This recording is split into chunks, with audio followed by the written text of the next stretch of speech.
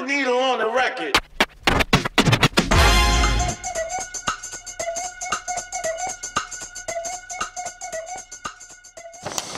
Bonjour Brice, ça va? Bonjour. Ça va, tu te sens bien et tout ça? Ça va, je me sens bien là. Franchement, actuellement, je suis en forme, donc c'est cool. Ok, trop bien. Est-ce que tu peux te présenter en quelques mots, s'il te plaît? Moi, c'est Brice Fouet, j'ai 22 ans. Voilà, je suis originaire de Nantes, je représente le crew On-Off 44. C'est un crew qui vient de Nantes, que j'ai fondé en 2021. Et depuis combien de temps tu danses? 2014, j'ai commencé la danse. Comment je l'ai découvert? En fait, c'était le copain de ma grande cousine. Il nous a montré quelques mouvements. Après, il nous a emmenés dans un parc aux Fonderies. J'ai rencontré un danseur qui s'appelle Nas. Aujourd'hui, c'est un bon ami à moi qui tournait sur la tête. Je lui ai demandé comment il faisait. Et il m'a dit, il m'a montré quelques mouvements. Il m'a dit, ouais, pas tout de suite tourner sur la tête, mais si t'es vraiment déter, tu viens au lieu unique. Et t'as commencé direct avec du breakdance ou d'abord? Direct. Parce que c'était ça que je voulais faire en fait. C'était les choses impressionnantes, etc. Donc, okay. Pour la petite anecdote, Hip Hop Session, c'était le premier battle que je suis allé voir. J'ai pas participé, mais c'est le premier battle où je suis allé voir en 2015. Et en fait, il y a un danseur qui s'appelle Vicious Victor, un Américain. Moi, je commençais la danse, j'étais vraiment pas fort. Mais je suis rentré dans un cercle. Il y a des événements où il y a essentiellement que des cyphers, des moments où tous les danseurs se regroupent, où il n'y a pas de compétition. Et en fait, ce danseur-là, il s'échauffait dans un cypher justement. Et je suis passé pour me montrer un peu, même si j'étais pas vraiment fort. Et il m'a checké, il m'a dit good job.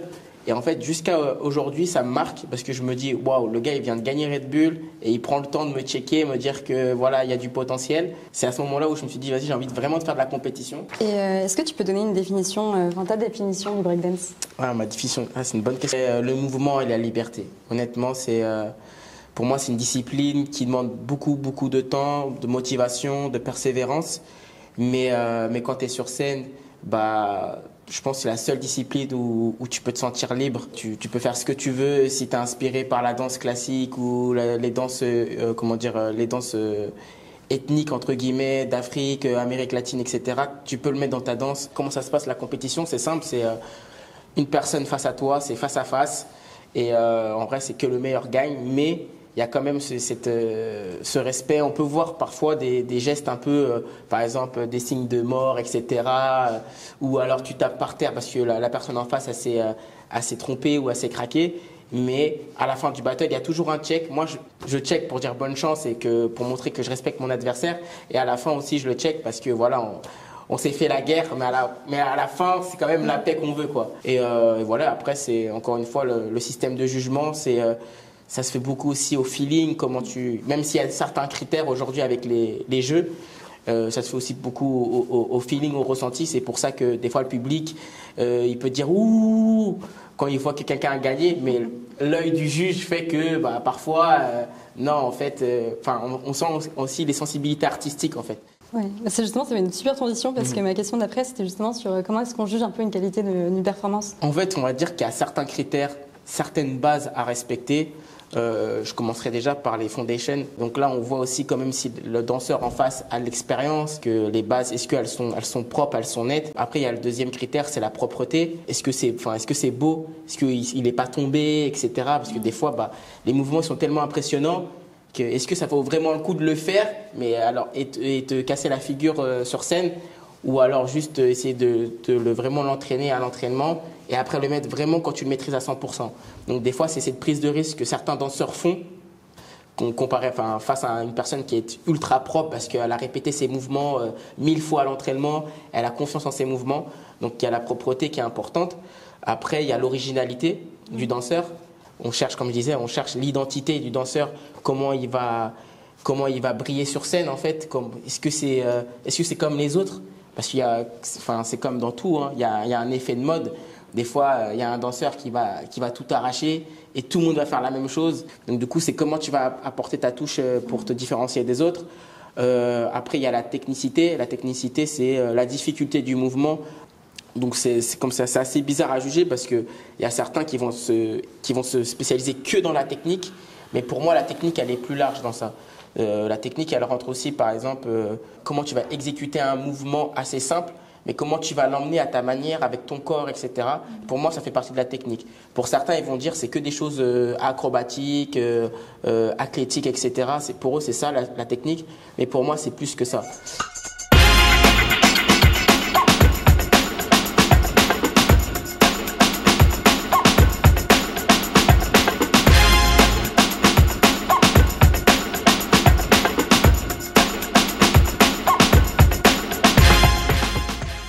Comment tu as eu le déclic de te dire, ok, je vais en faire mon métier?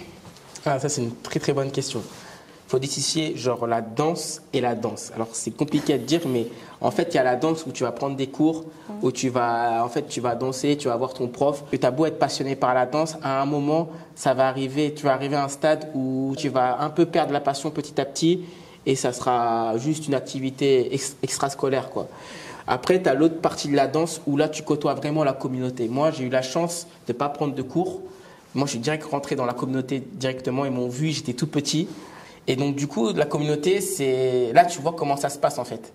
Et puis maintenant, aujourd'hui, je fais de l'entraînement, un peu de cours, parce que je trouve ça important quand même de rester dans la dynamique de la transmission. Surtout qu'aujourd'hui, je suis peut-être un des jeunes Nantais, enfin même un des seuls, je suis même le seul. je suis le seul aujourd'hui à ramener des titres à Nantes et surtout à représenter Nantes à l'international dans la danse. C'est compliqué, hein, franchement, de vivre de la danse. Et puis aujourd'hui, avec les Jeux, c'est une autre dimension. C'est tout ce que j'avais rêvé de faire, en fait, au final. Hein, rêver de s'entraîner tous les jours et de parcourir le monde pour danser. Je pense qu'il y a beaucoup de danseurs qui aimeraient le faire. Est-ce que tu perçois ton corps différemment depuis que c'est devenu vraiment ton outil de travail Carrément, en fait, sur certains, en fait, je me suis rendu compte sur certains mouvements, en fait, sur lesquels je me suis training. En fait, j'avais besoin de préparation, en fait. J'avais besoin de préparation physique. Et donc, du coup, j'ai commencé à compléter mes entraînements avec de la préparation physique pour atteindre certains mouvements. Puis après, par la suite, j'ai revu plutôt ma danse sur certains points, genre le cardio, etc., où des fois, sur certains mouvements, j'étais un peu fatigué. Et donc là, j'ai essayé de vraiment me faire de la prépa plus spécialisée, en fait. Donc forcément, ouais, je revois mon corps différemment pour pouvoir mieux performer. Mais après, je me fais plaisir quand même. Si j'ai envie de manger, je sais pas moi, un grec, je vais manger un grec, je me refuse rien. Déjà, c'est marrant parce que tu as une approche quand même qui est assez chill par rapport à ce à quoi on pourrait s'attendre en tant que cliché, vraiment. Comment tu prépares comment les athlètes, on parle des JO, en mode ouais, c'est du taf tout le temps, etc. Tu taffes de ouf, mais en même temps, tu offres quand même une grande liberté. Ouais, forcément, parce que pour moi, c'est qu'éphémère, c'est tous les 4 ans. Mais si tu n'as pas la médaille, en fait, tu as travaillé 4 ans. Et si pendant 4 ans de ta vie, tu dis ouais, je veux la médaille, je veux la médaille, je veux la médaille, et que tu ne l'as pas, et le après JO, il fait mal. Ouais, les Jeux, c'est cool, c'est bien, ça apporte énormément de valeur. Tu voyages dans le monde entier, tu représentes ta ville, tu es un vrai ambassadeur. En fait, tu prépares un peu ton avenir. Que tu les fasses ou que tu les fasses pas, dans tous les cas, ça sera bénéfique, en fait, l'expérience que tu as autour. Donc, c'est mieux de profiter au maximum, plutôt que d'être resté en mode stressé et se focus tout le temps, même si en soi, ça enlève rien à ma concentration et à ma performance. Donc, c'est pas trop dur non plus mentalement de préparer ça? C'est quand même, on en parle tout le temps. Ouais, c'est relou. Franchement, c'est relou. Et le gars, je sais pas, moi, toutes les semaines, il va me poser la même question. C'est la répétition qui est relou.